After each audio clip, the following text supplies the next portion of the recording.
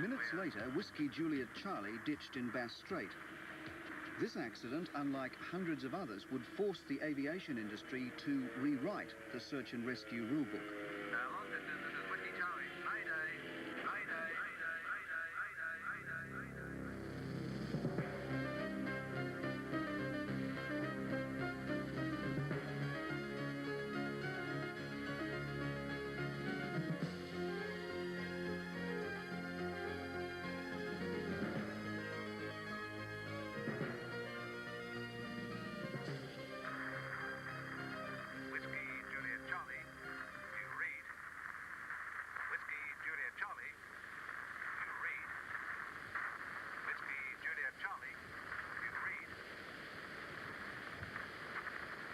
If there was anything fortunate at all about that Sunday afternoon, it was that the aircraft was a small one and there were only 2 people on board.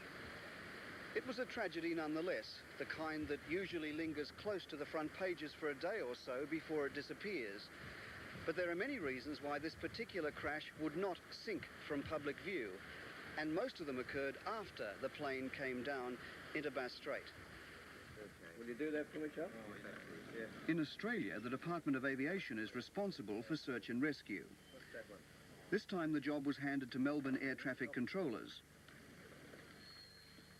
The workload in the Rescue Coordination Centre that Sunday afternoon was intense, but the men seen here in this reconstruction using actors were well trained for the job.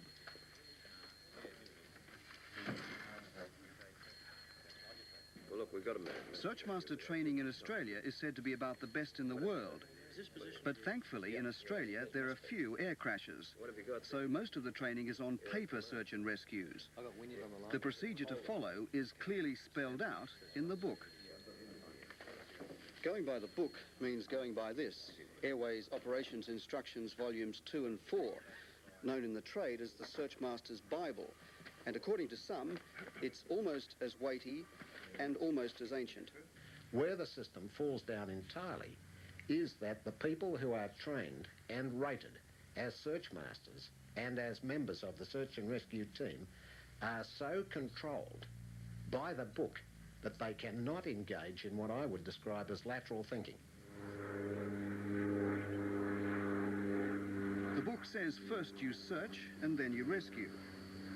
As part of the search phase, an Ansett Fokker Friendship and another operated by East West Airlines were diverted to the ditching site.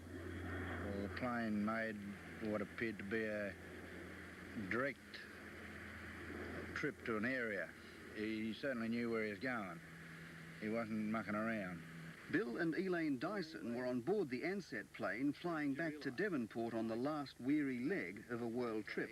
He got to an area and he came back on and told us that this was the last report from the plane that had been in trouble, and would everybody could take up a window seat to do so and keep an eye out for wreckage or any sign of trouble.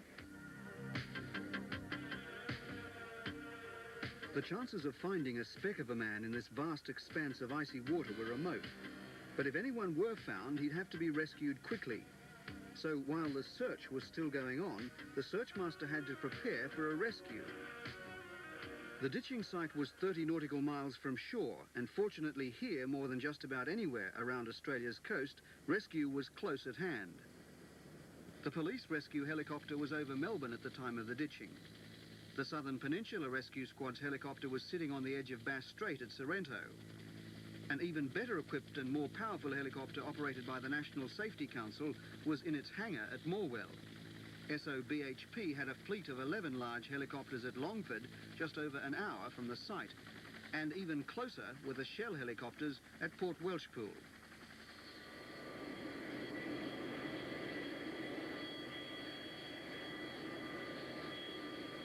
There were many others too, including fixed-wing aircraft properly designed for supply dropping, sitting on the rescuer's front door at Tullamarine. Position of that aircraft, over. But for the moment, the Victorian aircraft were ignored. Technically, the ditching had occurred in Tasmanian waters. To add further complication, initial plotting was done on an unsuitable map.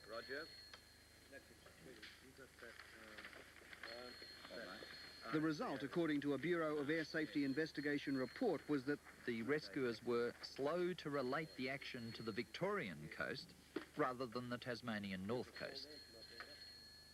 the ditching site was closer to Victoria than to the Tasmanian mainland.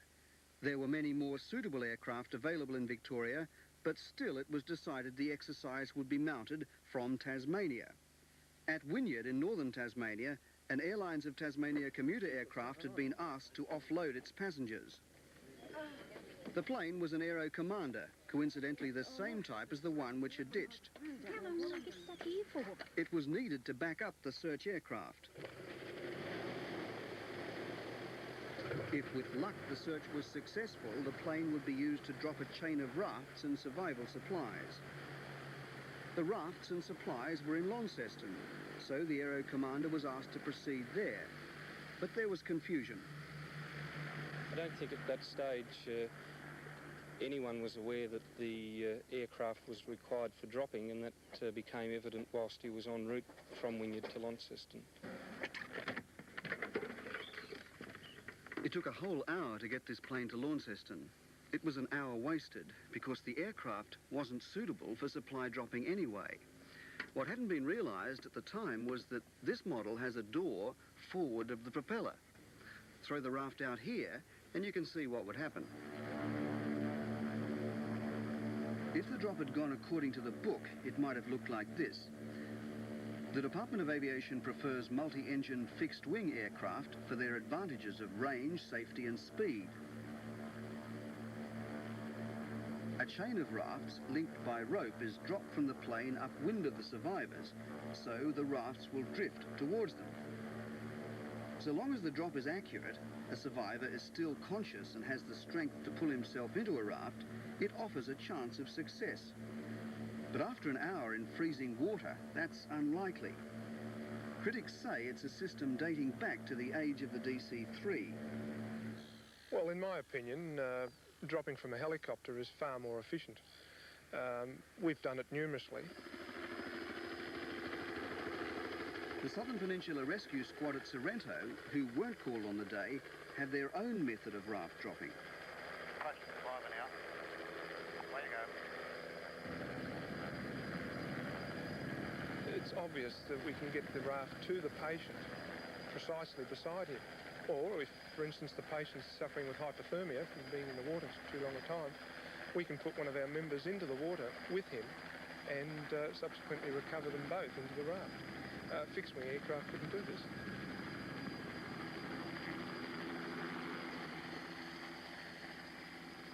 Once their rescuer is in the water, a line is lowered. Right, lowering the point. Right, point going down. The right slightly. Right, they have the point. Backing off. Bring that line. Line feeding out. Have raft. Right, raft going. Raft go. Drop it. An uninflated raft attached to the line is thrown from the helicopter. It's designed so that it will inflate when it reaches the water. The rescuer then tows himself and the victim to the raft.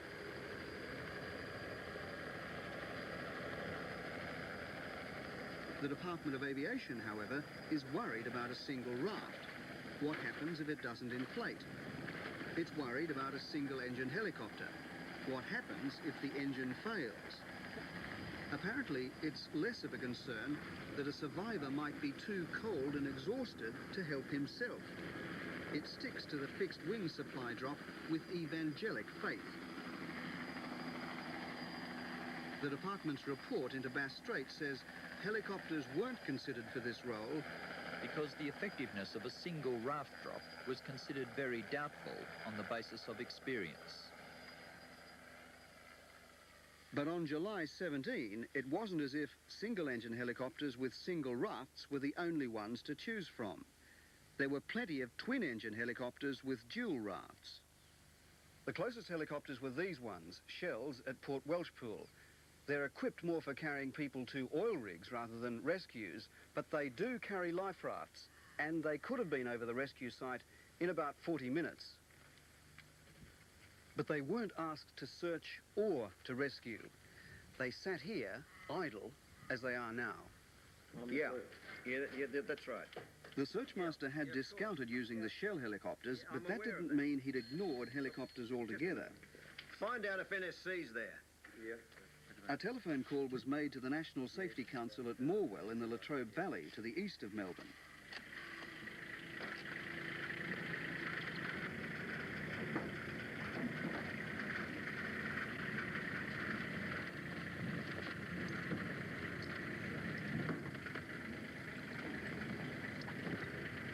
Their helicopter was by far the best equipped.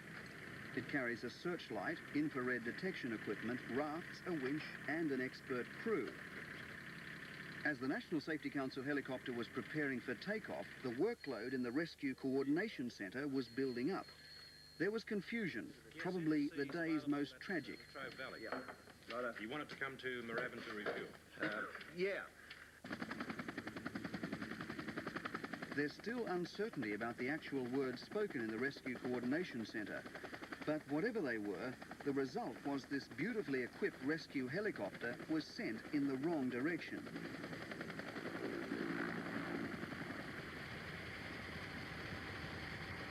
Instead of flying to a refuelling point at Tidal River, only 20 minutes away from the ditching site, the helicopter made a costly, time-wasting and completely unnecessary diversion. Good afternoon, Coast Watch Canberra. It was now 46 minutes since the aircraft ditched, but only now was the Australian Coastal Surveillance Centre in Canberra asked about shipping in the area. Roger, what's his heading? The closest ship was 20 nautical miles to the north. It increased its speed and headed for the search area.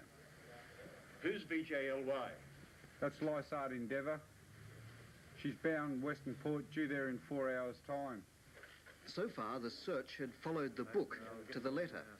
But now something unexpected happened, something which, according to the investigation report, may have unsettled the personnel. The Ansett Fokker Friendship was on a search pattern which followed the flight path of the downed plane. The feeling when we first headed into the area was, what do we expect to find? Nobody really knew what we were looking for. Then they saw something reflecting in the water. It was an oil slick. And in the middle of the oil slick was a man.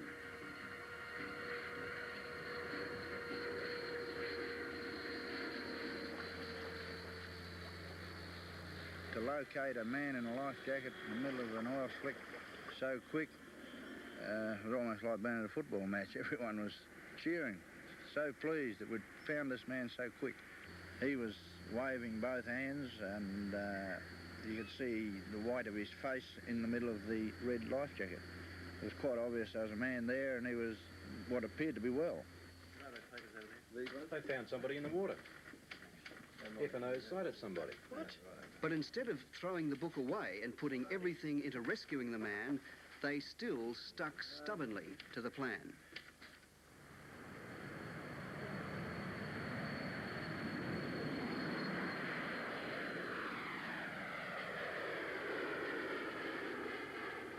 The plan they were persisting with was the attempted supply drop from a fixed-wing plane, still from Tasmania. In the wake of the earlier blunder, another Airlines of Tasmania plane had been requisitioned, this time from Launceston. At least its door was behind the propeller, but now other problems emerged.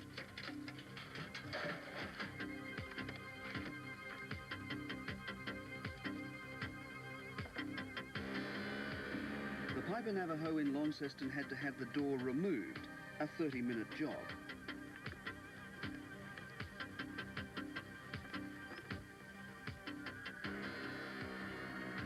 There was discussion about whether all the door or only part of it needed to be removed. The raft, of course, would have to come from your department. At the other end of the airport, the life rafts and other droppable supplies had to be located. A properly qualified Department of Aviation drop master who'd take charge of the drop had to be found. He then explained that seats would have to be removed from the Piper Navajo.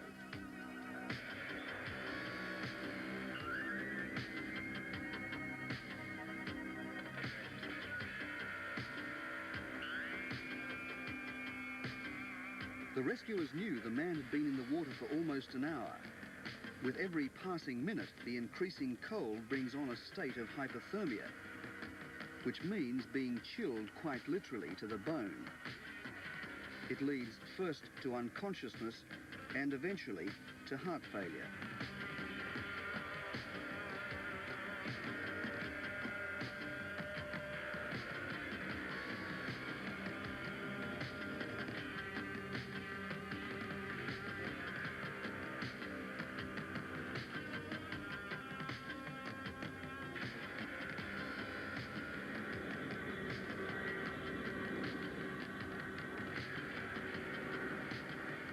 But there were still plenty of rescue vehicles capable of getting to the man. Four Corners has discovered an extremely fast helicopter like this one was in the air doing tests over Melbourne. On board was a 14-man life raft, a crew and an emergency locator transmitter. There was fuel enough for 3.5 hours and the pilot could have been over the site in 50 minutes. He wasn't called. Nor were the Shell helicopters at Port Welshpool, the SO1s at Longford, or the Sorrento rescue helicopter. The National Safety Council chopper was still on its way to Moorabbin, and the police helicopter at Essendon was now ready to go. The man in the water had been there 1 hour. Back at Launceston, they were still sorting through the rule book.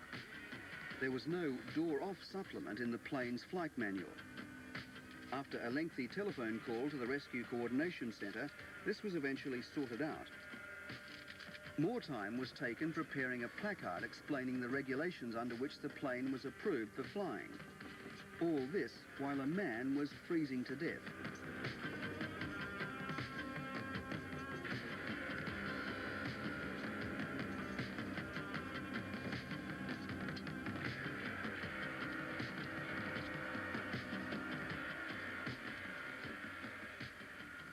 All in all, it took 79 long and painful minutes to get the aircraft ready. And as it turned out, the effort was wasted anyway.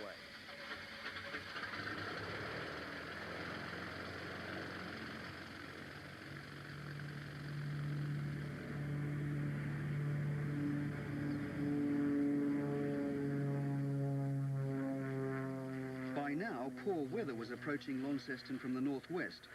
The plane was only 3 minutes in the air when it struck a dense cloud bank. Because, as far as the book goes, it was restricted to visual flying, the Navajo turned back. As time went on, from when we first found him, he seemed to be losing energy from waving both arms.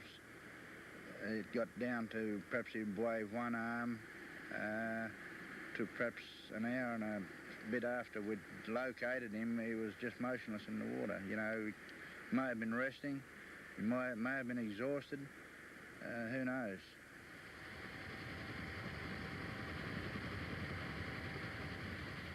By now, both the police helicopter and the National Safety Council helicopter were in the air and heading in the right direction.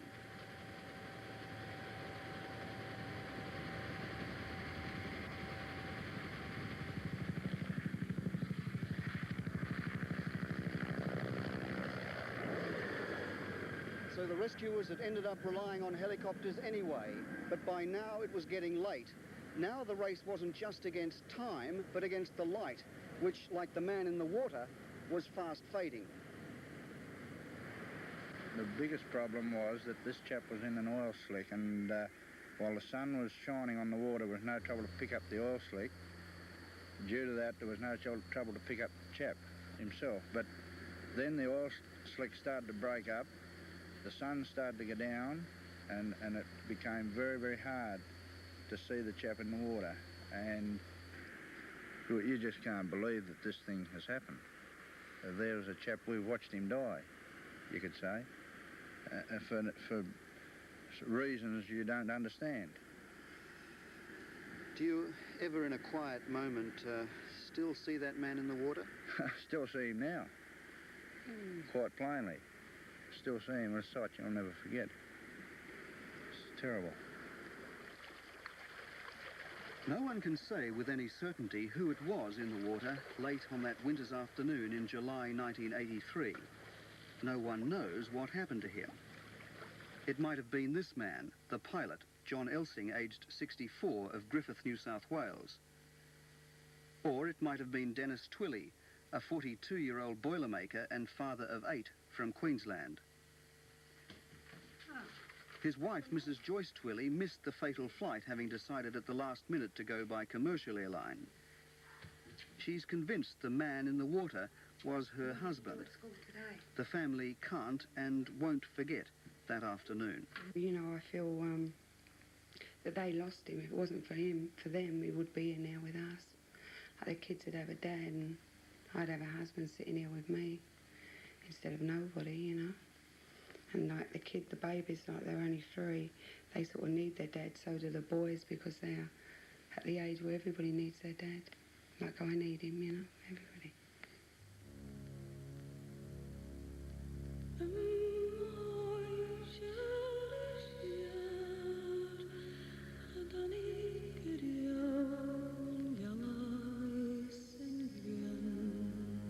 Come the dawn of the next day, an absolutely magnificent search was well underway.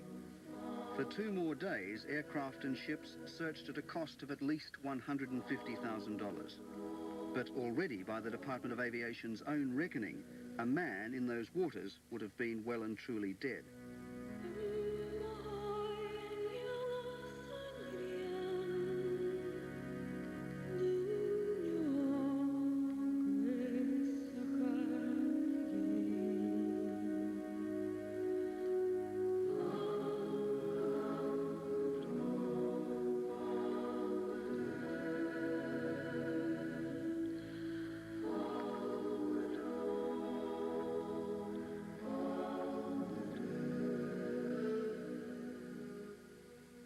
So, who was to blame for the failure to rescue that man?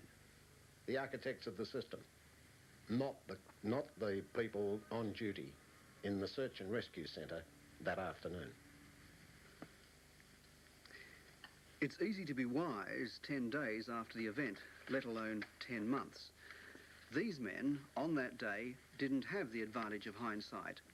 And no one's suggesting that these men, on that day, didn't do their very best, as far as the system allowed. But even now, some people in the Department of Aviation still determinedly defend that system. A case of the operation was a success, but the patient died. I don't believe there's any deficiency shown up, that the procedures were complied with reasonably. The search action, in fact, was remarkably successful. A man was found in the water in a very short time. The problem was in the rescue action that followed, and I guess given a little bit more luck on the day, it may have worked a little better, but I don't believe there are any deficiencies. The difficulty is always going to be in coordinating. We don't have a task-oriented rescue service in Australia. There is no aircraft capability, helicopter or fixed wing, on an immediate standby basis anywhere around Australia. Given that Victoria's probably got the best helicopter availability anywhere in the country, painting myself into a corner. Yeah. Following the Bass Strait incident, the Minister for Aviation, Mr. Beasley, commissioned a review of search and rescue procedure throughout Australia. The review committee, headed by a former Department of Aviation senior officer, will present its report in a matter of weeks. Awaiting the recommendations with keen interest is another former Department of Aviation senior officer, Bob Green. Green is a World War II fighter pilot who carried on the fight against the department's bureaucracy until his retirement in 1980. Will the Department of Aviation learn from the experience? No. Their minds are set in pre-stressed concrete. They cannot see beyond the quasi-legal aspects of their systems. But they have appointed a committee headed by a former colleague of yours, Mr. Whitecross, who's reviewing search and rescue procedure. Surely that's an encouraging sign. No, it's not. It's like having the police investigate the police. So you don't have much confidence in the outcome of that committee's report? Absolutely none. I don't think if that accusation is being made that it's a fair one, and I've got a great deal of confidence in their capacity to arrive at good advice. So you're also confident that the Department of Aviation will learn from the Bass Strait experience? Oh, certainly. We learn from every accident, and I'm hopeful that the report will indicate to us if there are problems with our procedures, our activities or our resources in that regard, that we would be able to perform even better than we normally do due to this point in search and rescue operations.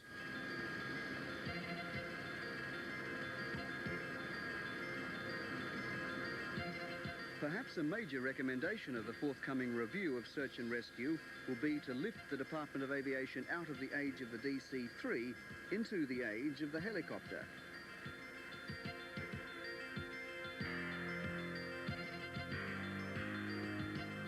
Civilian organisations like the Westpac Rescue Squad have long been doing what the Department of Aviation rulebook apparently advises against. Some have performed rescues sometimes 40 and 50 nautical miles from the coast. In the past 5 years, Sydney's Westpac helicopter has rescued 90 people at sea without once itself becoming a casualty. So isn't it time the Department of Aviation caught up with the helicopter age? And I think if you examine the recent history of single-engine helicopter operations, there'd be some substance in the department's preference in that area. We've had over the last 6 years or so some 190 odd incidents of malfunction in single-engined helicopters. 54 of those instances produced an accident, and in other words, there's fairly serious damage associated with it. Now, we are aware, and I am aware, that the technology in the area of single-engine helicopters and two-engine helicopters is improving in leaps and bounds, and that record can be expected to improve dramatically, in my view. The department is mindful of that. Nevertheless, we have the history to impose on us a degree of caution. But I would expect that you would see more and more helicopters playing a role in search and rescue, and we'd be adjusting our procedures appropriately to take that into account.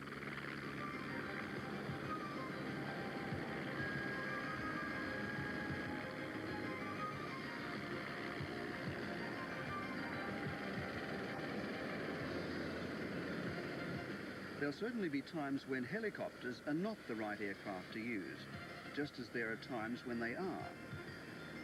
What the Bass Strait incident has shown, according to the Department of Aviation's critics, is that its searchmasters are imprisoned within a stifling set of rules.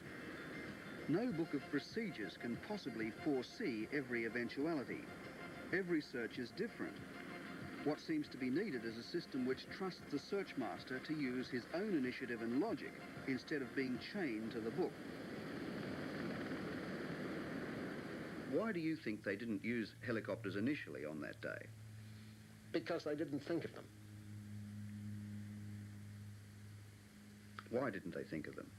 Because the system is such that they are unable to think around the problem. They must operate according to the book at all times, and the book is not written in such a way as to give the searchmaster the scope that he needs to properly design a rescue using all facilities which might be at his disposal. Perhaps, in a curious way, there was something lucky about what happened that day in Bass Strait. Because if there is a next time and there is a search, the experience of Bass Strait could at least mean there'll also be a rescue.